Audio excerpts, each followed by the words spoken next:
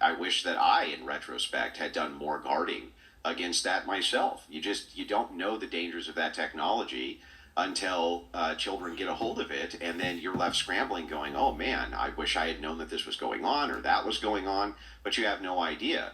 Now, though, we have a little bit of retrospect, and we know that it's an appropriate thing to do to guide against this type of technology because, yeah, he's absolutely right. It does create all sorts of problems for kids.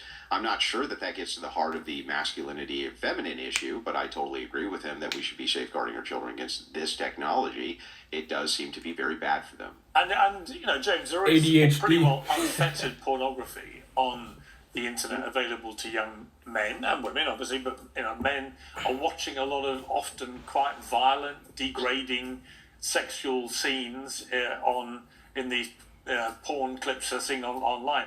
None of that can help in the way an impressionable young male mind goes about trying to forge a real relationship with an actual woman. Well, I think it's important not to say young male mind is any person's mind, right? Like, I don't think we should victimize men. I can't believe Andrew's agreeing with me. But, yeah, it's awful. I mean, I genuinely don't think people should have phones until they're 16. They certainly shouldn't have... Well, Australia's done that, and I'm not against it. Yeah. The smartphone ban till 16. I mean, it's terrifying. Why not? You can't go on air, on TV, and say whatever you want. Like, I know you're pretending that you're uncensored, but you couldn't sit here and say literally whatever you want. Yes, you can. Well, not really, Piers, because Yes, if you said something that incited hatred or racism or a terror attack, I wouldn't want to you would say be arrested. I wouldn't but online... Why would I want to incite I'm a not terror saying attack? that you want to. I'm just trying to make a point. Online... You're saying I can't say what I want. Online, I do not want to incite a terror attack. No, but if you did... I'm allowed... Just to be, you're raising an interesting point about censorship. Yeah. We're uncensored because I would not want... I don't say anything I don't want to say. Right.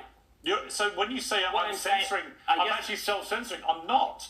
I'm not going to call for a terror attack. I'm not saying that you would ever do that, of course, but I'm saying that if you did, there would be accountability for that because you are broadcasting to a lot of people. Right. But a lot of people online do not have that gate stopping them from saying horrendous things, and so therefore it can blow up online, excuse the horrible pun, and that shouldn't be allowed. There should be a system in place that stops people broadcasting things that aren't meant to be broadcast to millions of people. One of the problems, Tommy, Toby Young, who's a British journalist, director of Free Speech Union, very, very big in promoting and defending free speech, says Adolescence, the new teen drama, is pro-censorship propaganda, partly paid for by the state. It is now being seized upon by Labour left-wing MPs as evidence we need more online censorship. And that is, of course, you talk about a swinging pendulum. What you don't want to come out of all this is an overreaction and an over-censorship, because that in itself becomes a problem. It does. Yeah, 100%. And I agree with Sean on this point, too. I think parenting has more to do with this than any of us really, can even understand. I mean, many, I'm sure, in this panel can. But parenting is, to me, the end-all, be-all of all of this. I mean, you can watch horror... And yet, I don't know if you have kids, you're working. When you should be at home, raising your kids properly. horrible things online. You can listen to people say horrible things, but if you've got a good foundation with good parents at home, hopefully too, that provides you with a lot of guidance and support to navigate these things, and it doesn't really, scramble your mind in the way that those that are not blessed with a two-parent household may be impacted by it. I don't believe that censorship is ever the answer. I believe that more speech is the answer to speech that you don't like, and as much as I don't like certain people online and what they say, whether they're the Tate brothers or whoever else, I believe that they should have the right and the ability to say it, and then people like us should have the right and ability to respond to it. I think that's the healthiest way to come to a great consensus, or at least a public square where we can all debate ideas with dialogue and conversation. But I don't think that censorship is ever the answer, and I think that our leaders in America have done a great job of emphasizing that, especially to the European countries who believe censorship is the way to cleanse or the way to legislate morality. I just don't think that's the way to do it. Well, the instinctive reaction, certainly in the UK, for a long time now, many years, has been to censor and to ban and prohibit and so on.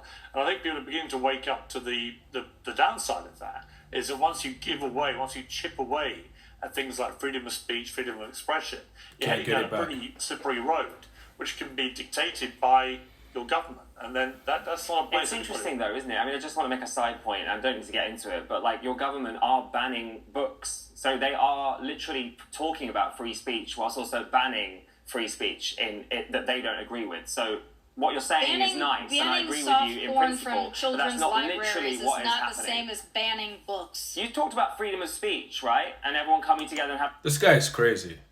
having discussion about it, but that's not what's happening. Yeah, but it's but that but we're Putting talking about graphic in the gay home, porn not in into school. children's libraries is a little different. I mean, no one should be putting porn into a children's library. I think we all agree on that. Then why are you complaining that that's being Because that's banned? not what I'm discussing. I'm discussing books that talk about diversity, equality, that talk about Black Lives Matter, that talk about gay pride. Bro, Black Lives Matter is a scam. What is this guy talking about? DEI is a scam. What is this guy talking about? That's Like, crazy. Yeah, so I don't have the same take as the rest of the panel when it comes to the idea of legislating morality. I think that there are ideas which are subversive and that we can get rid of, and that's absolutely fine to do. I don't think that we need to have unfettered access to pornography. I don't think that we need to have unfettered access to children being introduced to this type of sexuality so young. I don't think that that's necessary at all. I don't think it's an impingement on free speech at all. And not only that, there's going to necessarily be limits on every single freedom that we have. By necessity, that's the way it has to be, unfortunately. And the reason it has to be that way is because otherwise you're going to have nothing but subversives who go in and subvert your entire culture, which is exactly what happened in the UK, and it's exactly what's been happening in the United States. So we have to have some way to fight back against that. All right. The reason why so many men are subjective to porn is because they hate women. I just have to say it. You're subjective to porn, you hate women. Because your mom traumatized you, you resented her, you hate her. You don't know how to deal with it because you've taken on that evil spirit, and you're searching for salvation. It's like going to the drug dealer to get salvation. The more you go into it, the deeper you get, and you're looking towards. It's like you get in a relationship with a woman. It's only for comfort. You'll be there for a while, but yet you're gonna go chase after another woman because that's not your salvation. It can never satisfy you. You're going to go chase after another woman. And you're going to chase after another woman. And unfortunately, you don't know how to deal with it. You know something is wrong, but you don't know what it is. And even though you may end up in a relationship where it didn't work out, you get frustrated, you get angry, tell yourself you will never, ever go back in a relationship. But yet you find yourself in another relationship.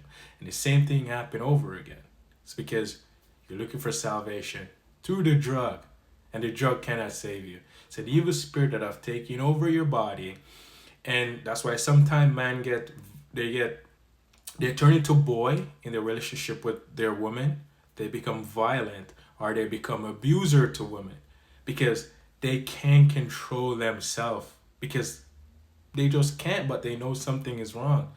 The only thing you need to do is go and forgive your mom for whatever she did to you when you were young that caused you to take on her spirit and be emotional and subjective to women. That's the only way you can get over it. And by doing that, God will forgive you. And He will shine the light on everything else for you. And you'll see what is happening with you. And you start working on yourself to find yourself back to the Father. Sean, final word to you. I just feel like, raising children is a multi-pronged approach, right? I mean, you're looking at first in the house, then you're looking at the schools, you're looking at the government, you're looking at extracurricular activities with coaches, etc., and different people that have their hands on the child. I just think it's important to be at home having these open conversations, right? What this drama series did for me was already had this shining light on a subject, but made it even brighter. Like, I need to open the door and talk to my child. I need to talk to my son. I need to talk to my daughter to see what's going on in the world, right? Because if I don't know what's going on, then I can't help them navigate what's going on in society. But I think, it's interesting, isn't it? Yeah, you can talk to them, but how you deal with the situation is a different way. You can talk to them, get angry at them, yet now you traumatize them and they're not going to want to come to you and talk to you about anything. because you don't know how to show love when discussing things with them. Do you know how to discuss things with them? Are you going to be angry at them because they did something wrong?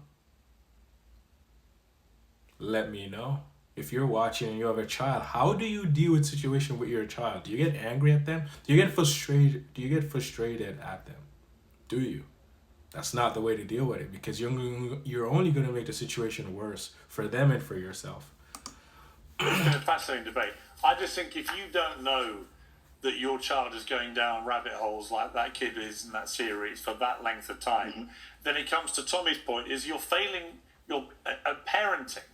That is a fundamental part of parenting. Is you're supposed to be protecting these impressionable young minds as best you can. If they're spending hours after hour every day, watching and viewing incredibly disturbing content that fries their brains and makes them do stuff they wouldn't otherwise have done, you are failing as a parent. And one of the biggest issues in the world right now is a general sense of a lack of accountability for parents. They're the first feckless parents to blame everybody else. It's the government's fault, it's the police fault, it's the social workers' fault, it's the school teachers' fault, etc., etc. It's never their fault. And actually, if you just start by saying, actually, we should have done more as parents, that is a good message to send. I have to agree with Pierce on that one. And everybody. We can probably all agree on that. Great discussion. Absolutely. Great discussion. Thank you all very much. I appreciate it. I just have to touch on one point before I let this video flies. We don't fight with flesh and blood. All these people up here, they're still in the fallen state. I can tell because of their talking points. You'll see it. They're the flesh that we think we're fighting against, but it's not. It's spirits that they have identified with their mind, with their body for so long growing up as kids. They think it's them, but it's the false them that controls them. Remember, we fight with principality, with spirit and principalities, not the flesh and blood. But let me know what you think.